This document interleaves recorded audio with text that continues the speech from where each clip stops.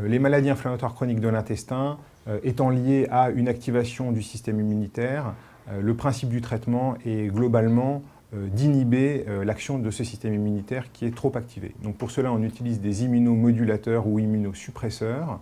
Il faut distinguer le traitement de la poussée du traitement de fond.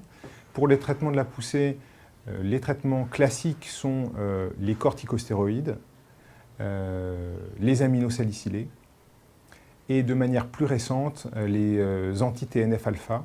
Le but du traitement de fond est donc de prévenir les poussées ultérieures. Les médicaments qui sont à notre disposition pour cela sont les thiopurines, comme l'azatioprine notamment. On peut également utiliser le méthotrexate. Et enfin, de manière plus récente également, les traitements que l'on appelle biologiques, c'est-à-dire les anti-TNF-alpha.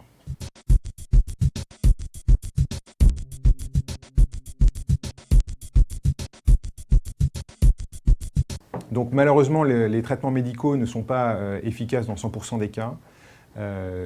Et on a relativement souvent recours à la chirurgie, que ce soit pour la maladie de Crohn ou la rectocolite hémorragique. Dans la rectocolite hémorragique, le traitement consiste, lorsqu'il est chirurgical, à retirer l'ensemble du côlon. Dans la maladie de Crohn, inversement, la chirurgie est le plus souvent le plus économe possible, c'est-à-dire que l'on enlève la partie de l'intestin malade uniquement et la partie la plus petite possible.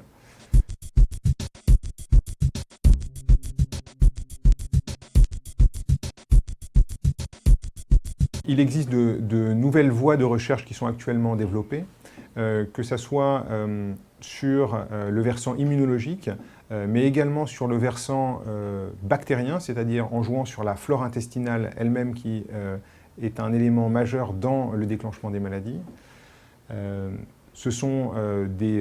La plupart de ces traitements sont basés sur donc des anticorps qui ciblent des médiateurs de l'inflammation dans le sang. Et on a l'espoir de nouveaux traitements dans les toutes prochaines années.